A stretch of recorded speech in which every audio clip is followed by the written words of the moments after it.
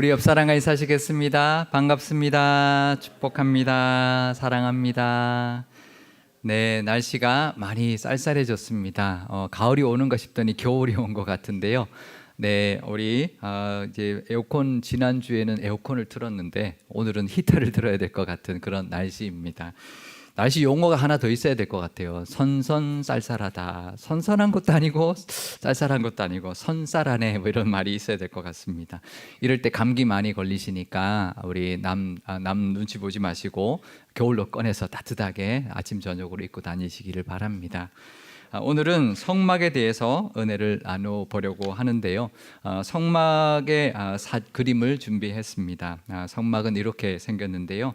한번 보여주시죠. 네, 성막은 뜰과 성소로 되어 있습니다. 오늘은 성막의 성소를 중심으로 은혜를 나눠보려고 합니다. 성소는 이렇게 생겼습니다. 다음 그림 보여주시면 제일 안쪽에 지성소가 있고요. 그 크기는 가로 세로 4.6m 정도 되는 정사각형의 방입니다. 평수로는 한 6.5평 정도 되고요. 그 앞에 성소가 있는데 그 길이는 한 9.2m, 너비는 4.6m 정도 되는 직사각형의 방으로 되어 있습니다. 평수로는 한 13평 정도 되는데요. 어떠세요? 이 성소가 큰가요, 작은가요? 한 20평 정도 되니까 뭐 크다고 느낄 수도 있겠지만 하나님이 거하시는 곳이라면 이게 크다고 보기는 좀 어렵죠. 또 다른 신전들과 비교해도 사실 큰 것은 아닙니다. 우리가 신앙생활 하면서 성막에 대해서 많이 들어보셨을 텐데요. 뭐 언약궤도 들어보셨을 것이고 그 앞을 이제 막고 있는 휘장도 들어보셨을 것이고 분향단이나 떡상 또 촛대나 등잔대도 다 들어보셨을 겁니다. 그래서 성막은 늘 그렇게 구성되어 있겠거니 뭐 그건 당연하다 이렇게 생각하실 수 있는데요. 근데 그 당시 고대 근동의 다른 신전들과 비교해 보면 완전히 다른 모습이거든요. 우리가 성지순례를 가보면 교회 유적들만 보는 게 아니라 다른 문화 유적들도 보게 되는데요. 이번에 내년도 우리 초에 성지순례를 가는데 사도 바울 전도 여행지를 다니면서 그리스도 가게 되는데 아마 아테네 신전도 우리가 볼 기회가 있을 겁니다. 다른 신전들은 매우 웅장하죠. 그리고 그 크기도 어마어마합니다. 그에 비한다면 성막은 너무나도 단순하고 작습니다. 그렇게 화려하지도 않은 것이죠. 물론 성막은 이스라엘 백성들이 우리 가나안 땅으로 이동해 가면서 옮겨 다녀야 했기 때문에 이동식 장막의 구조로 만들라고 하셨습니다. 하지만 그 크기나 규모를 보면 너무나도 작다라는 것을 알 수가 있는데요. 뭐 장막으로 만들었으니 뭐 그럴 수 있지, 그래야 되지 않을까 이렇게 생각할 수 있는데요. 그렇지 않습니다. 장막의 그런 구조여도 얼마든지 크고 화려하게 만들 수 있거든요. 마르코 폴로가 몽골 제국에서 있었던 그 이제 일들을 이제 기록한 것이 이제 있는데요. 몽골의 이제 황제 게르, 이제 몽골 사람들은 그 천막을 둥글게 만드는 그 게르를 쓰는데 그 몽골 제국의 황제의 그 게르가 얼마나 크고 화려한지를 기록해주고 있습니다. 그게 지름이 둥근데 지름이 30m나 된대요. 우리 교회 예배당 정도거나 좀 더 크거나 그럴 것 같아요. 그죠? 그래서 그 안에서 수백 명이 모여서 회의도 하고 그랬다고 기록해주고 있습니다. 그러니 아무리 장막이라고 해도 얼마든지 더 크게 만들 수 있었던 것이죠. 다른 나라의 신전들은 그 안에 신상이 있고요. 그 앞에 제물을 바치는 제단이 있는데요. 성막 안에는 신상이 없죠. 뭐가 있을까요? 언약궤, 또 분향단, 또 떡상과 등잔대가 있는데요. 성막은 너무나도 다른 신전들과 다른 모습을 하고 있는 것입니다. 이걸 보면 분명히 하나님의 뜻이 특별한 뜻이 있음을 우리가 짐작해 볼 수 있고요. 또 이 성막을 통한 하나님이 원하시는 모습이 분명히 있을 것입니다. 오늘 이 성막을 통해 주시는 은혜와 영적인 의미들을 깨닫고 누리는 시간 되시기를 바랍니다. 다른 나라 신전에는 신상 앞에 제물을 바치고 그 제물로 인해서 축복을 기원하는 것이 주된 목적입니다. 신에게 예물을 바치고 축복을 받기 위한 것이 바로 신전인 것이죠. 하지만 성막은 그렇지 않습니다. 출애굽기 25장 8절 말씀입니다. 내가 그들 중에 거할 성소를 그들이 나를 위하여 지어라라고 하셨는데요. 하나님이 성막을 짓게 하신 가장 큰 목적은 재물을 받고 축복을 하는 것이라기보다는 하나님이 그 백성들 가운데 거하시는 곳으로 짓게 하셨다라는 거죠. 하나님은 온 세상을 만드신 분이십니다. 지금도 온 천하 만물을 다스리시는 만왕의 왕이십니다. 그런 하나님이 이스라엘 백성들 가운데, 그 백성들 가운데 거할 초소를 짓게 한 것이 바로 성막이라는 것이죠. 그런데 그 성막은 하나님이 거하시기에는 정말 하나님의 발등상이 되기도 너무나도 작은 그런 좁고 초라한 곳이었는데, 거기에 친히 거하시겠다고 그 규모도, 그 크기도, 그 모양도 그대로 말씀해 주신 것입니다. 왜 그러셨을까요? 온 천하를 다스리는 분이시지만 이스라엘과 함께 하시겠다라는 거죠. 그들의 가까이 가겠다라는 것이죠. 그 목적도 예물을 받기 위함이 아니었습니다. 이스라엘도 제사를 드리는데요, 그때 드리는 제물은 다른 신전들처럼 신에게 바치는 제물이라기보다는 우리의 죄를 속죄하기 위한 것에 더 가깝습니다. 죄만은 우리가 거룩하신 하나님 앞에 감히 나아갈 수 없기 때문에 우리를 정결하기 위해서 드리는 제물, 그러니 하나님께 전적으로 바치는 것만이 아닌 것이죠. 그러니 제물은 엄격하게 말한다면 하나님을 위한 것이라기보다는 우리를 위한 것입니다. 그래야 거룩하신 하나님 앞에 나아갈 수 있고 만나서 교제할 수 있기 때문인데요, 다른 신들에게 바치는 제물은 축복받기 위한 뇌물 같은 것이라면 성막에서 드리는 제물은 나의 죄를 씻고 정결하게 되어서 거룩하신 하나님께 나아가고 만나고 또 거룩하게 살아가기 위한 것입니다. 그렇다면 우리가 드리는 이 예배도 그 마음으로 드려야 할 것입니다. 다른 신전에서 드리는 제사 같은 그런 예배가 아니라 성막에서 드리는 그런 제사 같은 예배가 되어야 할 것입니다. 오늘 예배 왜 나오셨나요? 예배 드리고 축복 받으려고 나오시지는 않으셨나요? 만군의 여호와 하나님을 만나러 오신 게 맞으신가요? 내가 드리는 예물이 하나님께 복을 받기 위한 뇌물은 아니신가요? 나의 죄를 사해 주신 그 은혜에 감사하면서 하나님의 임재를 경험하고 하나님과 깊은 교제를 하기 위해서 드리는 예물이신지 돌아보는 시간이 되어야 할 것입니다. 우리가 예배 드리는 건 다른 신전에 드리는 예배가 아니라 그런 하나님이 세우신 성막의 그 예배, 그 마음으로 우리가 하나님 앞에 나아오시고 그 마음으로 하나님의 은혜를 누리는 예배 시간이 되어야 할 것입니다. 성소 안에는요, 신상 대신에 언약궤가 있었는데요, 언약궤 그림 보여드리겠습니다. 언약궤는 두 부분으로 되어 있는데요, 아래 상자 부분과 그 위에 얹는 덮개로 되어 있습니다. 출애굽기 25장 10절과 17절 말씀 읽겠습니다. 그들은 조각목으로 궤를 짜되 길이는 2규빗 반, 너비는 1규빗 반, 높이는 1규빗 반이 되게 하고 순금으로 속죄소를 만들되 길이는 2규빗 반, 너비는 1규빗 반이 되게 하라. 1규빗 반은 한 45cm 정도 되는데요, 그러니까 길이가 2규빗 반이니까 한 1m 10cm 15cm 정도 되는 거죠. 너비는 한 70cm 정도 되니까 아마 한 이 정도 되는 그런 한 사람이 쓰면 뭐 적당할 만한 그런 상 정도의 크기였던 것인데요, 하나님께서 그 안에 십계명의 2돌판을 넣어두어라 하셨습니다. 십계명의 2돌판이 들어가면 딱 맞는 정도의 크기였던 것이죠. 그러니 이 언약궤는 무엇입니까? 하나님의 말씀을 담기 위한 것이었습니다. 그리고 그 덮개는 언약궤를 그냥 덮는 게 전부가 아니었습니다. 왜냐하면 그 덮개 이름을 속죄소라고 부르시기 때문입니다. 단순히 덮개가 아닌 것이죠, 죄를 속하는 곳이라는 뜻입니다. 우리가 성경에 보면 속죄소라는 곳에 주가 달려 있는데요, 그 아래 보면 이렇게 설명이 붙어 있습니다. 시은좌라고도 부른다고 되어 있는데요, 시은자는 베풀 시자에 은혜 은자를 씁니다. 그러니까 은혜를 베푸는 보좌다라는 뜻인 거죠.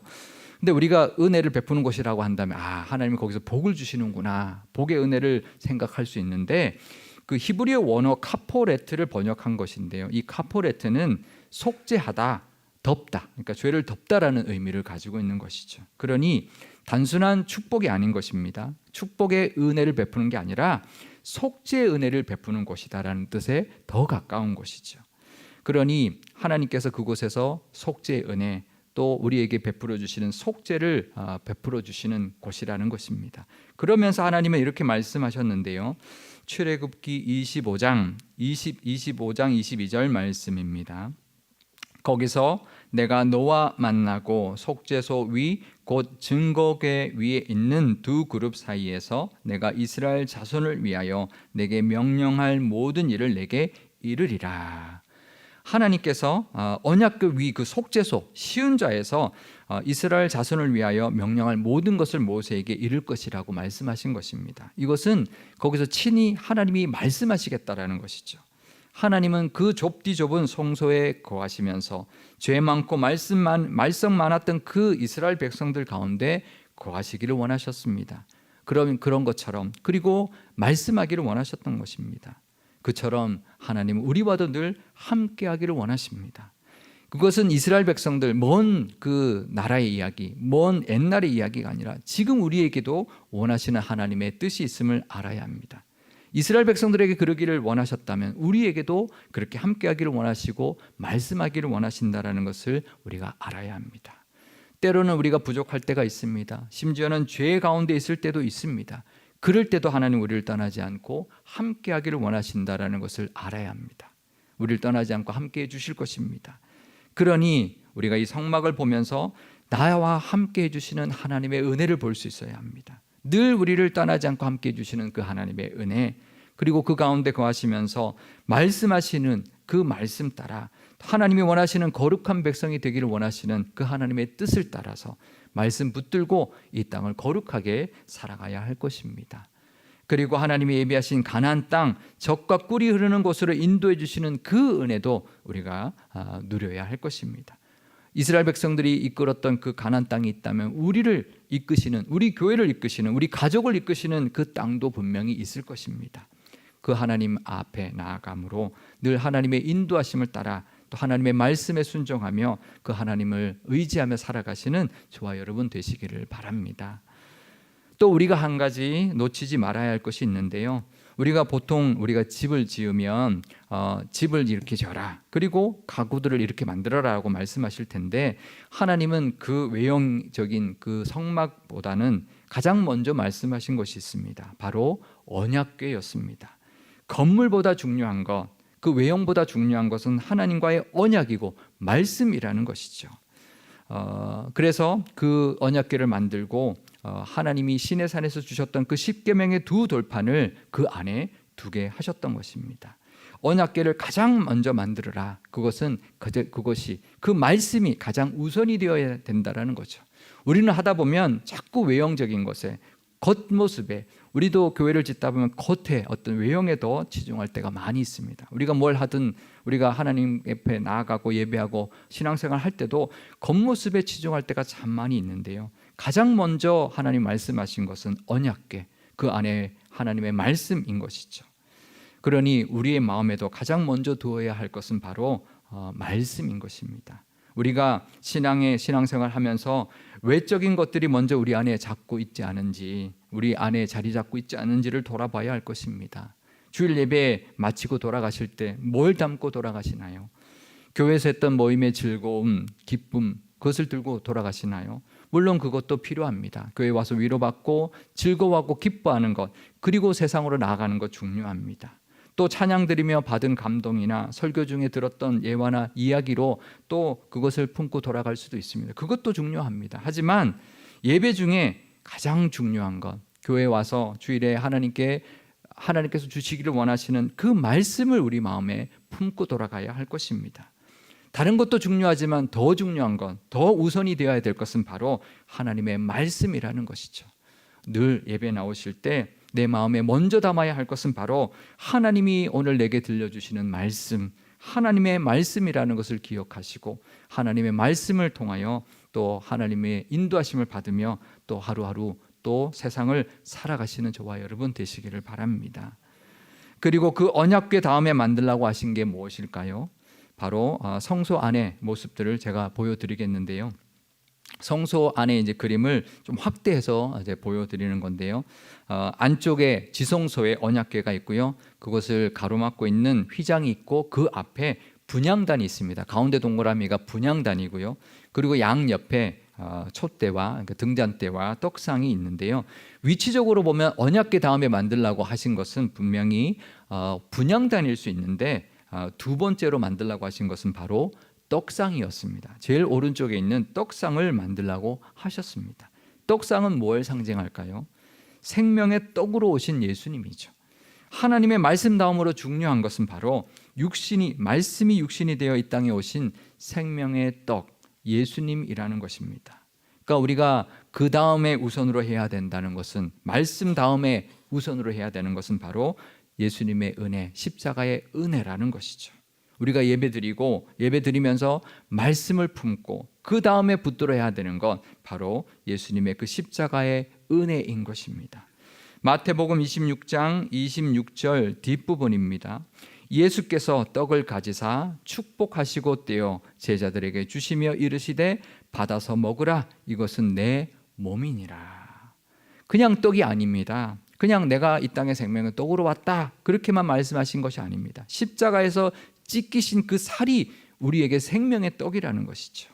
예배를 통하여 우리를 위하여 십자가에 찢기시고 친히 생명의 떡이 되어주신 그 은혜를 다시 붙드는 시간이 되어야 할 것입니다. 예배 와서 말씀 붙들고 그 다음에 붙들어야 하는 건, 다시 붙들어야 하는 건 바로 예수님의 그 십자가의 은혜인 것입니다. 그리고 세 번째로 만들게 하신 것은 바로 등잔대인데요. 등잔대는 이렇게 생겼습니다. 7개의 가지로 되어 있는데요. 7이라는 숫자는 완전수입니다. 완전하신 하나님의 빛을 상징하는 것이죠. 또 이 땅에 빛으로 오신 예수님의 은혜도 보여주는 것입니다. 성소는 장막으로 되어 있으니 그 안은 매우 어두웠을 겁니다. 하지만 이 등잔대 빛이 늘 그 안을 비추게 하셨습니다. 이것처럼 우리에게도 이 땅을 살아갈 빛이 되어주시는 하나님의 인도하심과 은혜가 있음을 우리가 늘 기억해야 합니다. 우리는 이 땅을 살아가면서 캄캄한 이 세상에서 헤맬 수 있고 넘어질 수 있고 깨질 수 있는 사람들입니다. 특히 믿는 우리는 어둠의 세력들이 가만히 두지 않죠. 틈틈이 호시탐탐 우리를 노리고 우리를 넘어뜨리고 우리를 유혹합니다. 하지만 하나님은 이 등잔대 불빛이 영원히 그 성막 안에 비추게 하신 것처럼 우리도 어둠에 다니지 않게 비추어 주고 계십니다. 요한복음 12장 46절 말씀입니다. 나는 빛으로 세상에 왔나니 물은 나를 믿는 자로 어둠에 거하지 않게 하려 함이로라. 아멘. 예수님은 또 이 땅에 빛으로 오셨습니다. 우리를 어둠에 다니지 않도록 우리의 앞길을 밝혀주고 계시고 인도해주고 계십니다. 완전수 그 7개의 그 등잔대 불빛처럼 완전하신 하나님의 불빛으로, 또 이 땅에 친히 빛으로 오신 성자 예수님의 그 인도하심으로 우리는 넘어지지 않을 것이고 깨어지지 않고 살아가게 해 주실 것입니다. 그 은혜로 위로받을 수 있기를 바랍니다. 우리가 살아가다 보면 넘어지고 깨질 때가 있죠. 내가 왜 이런가, 또 죄 가운데 있을 때가 있습니다. 하지만 하나님은 한 번도 우리를 떠나지 않고 우리에게 그 은혜의 빛을 비춰주고 계십니다. 빛으로 오신 예수님이 우리를 인도해주고 계십니다. 그 은혜로 위로받으시고 늘 비춰주시는 그 예수님의 사랑과 인도하심을 늘 붙들고 힘을 내며 살아가시기를 바랍니다. 그래서 그 은혜의 빛으로 세상 가운데 늘 승리하며 살아가시기를 바랍니다. 민수기 6장 25절 말씀입니다. 여호와는 그의 얼굴을 내게 비추사 은혜 베푸시기를 원하며. 이 말씀은요, 대제사장에게 하게 하셨던, 이스라엘 백성들에게 하게 하셨던 축복의 말씀인데요, 하나님이 이처럼 우리에게도 늘 이 얼굴빛을 비추며 은혜 베풀기를 원하고 계십니다. 우리와 함께 하기를 원하시고 늘 우리 가운데 거하기를 원하십니다. 말씀으로 위로하기를 원하시고 우리를 거룩하게 살 수 있도록, 우리를 어둠에 넘어지지 않도록 지키시고 인도하시고 동행해 주고 계십니다. 그러니 우리도 늘 하나님 앞에 기쁜 마음으로 나아가고 하나님 앞에서 늘 살아가야 할 것입니다. 떡상에는요, 매일 진설병 12개를 올려놓으라고 하셨습니다. 출애굽기 25장 30절 말씀입니다. 상 위에 진설병을 두어 항상 내 앞에 있게 할지니라. 왜 12개일까요? 하나님이 많이 드시고 싶으셔서 12개나 한두 개로는 안 된다 12개나 올려라 그러셨을까요? 아니죠. 이 12개는 12지파를 뜻합니다. 모든 이스라엘 백성이 다 하나님 앞에 있기를 원하신다는 것이죠. 그렇다면 우리 모두도 늘 매일 매 순간 하나님 앞에 있어야 할 것입니다. 코람 데오라는 말이 있습니다. 라틴어인데요. 하나님 앞에서라는 뜻입니다. 늘 하나님 앞에서 우리도 코람 데오로 살아가심으로 하나님이 원하시는 거룩한 모습이 되어 가시고 하나님이 주시기를 원하시는 모든 은혜와 복도 누리며 살아가시기를 바랍니다. 우리 교회도 하나님이 늘 거하시는 성소가 되어야 할 것입니다. 우리 교회에 속한 모든 교우들과 또 공동체에 하나님의 은혜가 늘 가득하시기를 축복합니다. 하나님 안에서 늘 기뻐하고 즐거워하며 하나님 품 안에서 누릴 수 있는 평강과 감사가 넘쳐나는 저와 여러분과 우리 교회가 되시기를 주님의 이름으로 축원드립니다. 기도하시겠습니다. 은혜가 풍성하신 하나님 아버지, 성막을 짓게 하시고 그 좁디 좁은 성소에 거하시겠다고 하신 그 하나님의 마음이 지금 우리에게도 있는 줄 압니다. 우리도 늘 기쁜 마음으로 하나님께 나와 예배하며 하나님을 만나는 은혜를 늘 사모하게 하옵소서. 그 어떤 목적을 위해서가 아니라 세상적인 복을 구하기 위해서가 아니라 거룩하신 하나님을 만나기 위하여 하나님의 말씀을 듣기 위하여 성전으로 나아오게 하옵소서. 하나님의 말씀을 늘 마음에 담고 그 말씀을 따라 이 땅을 거룩하게 살아가는 하나님의 빛된 자녀들 다 되게 하옵소서. 그럴 때 하나님이 주시고자 하는 젖과 꿀이 흐르는 그 땅의 복과 하나님이 예비하신 모든 은혜를 다 누리게 될 줄 믿습니다. 예배를 통하여 말씀의 은혜를 가장 먼저 붙들게 하시고 이 땅에 오셔서 십자가에서 살이 찢기심으로 우리에게 생명의 떡이 되어주신 그 예수님의 은혜도 다시 붙드는 시간들이 되게 하옵소서. 그럴 때 말씀의 은혜와 또 그 은혜의 빛이 우리에게 늘 있어서 우리가 살아가는 이 세상의 어둠에서도 넘어지지 아니하고 길을 밝혀주시고 인도하시는 그 곳까지 이르게 하여 주옵소서. 우리 교회도 하나님이 거하시는 성소가 되기를 원합니다. 늘 임재하여 주시고 말씀의 은혜 있게 하시고 모든 교우들이 늘 하나님 앞에서 살아가게 하시며 세상을 향한 등불 되어서 구원으로 인도하는 등대 역할을 잘 감당하는 교회가 되게 하옵소서. 우리 구주 예수님의 이름으로 기도드리옵나이다. 아멘.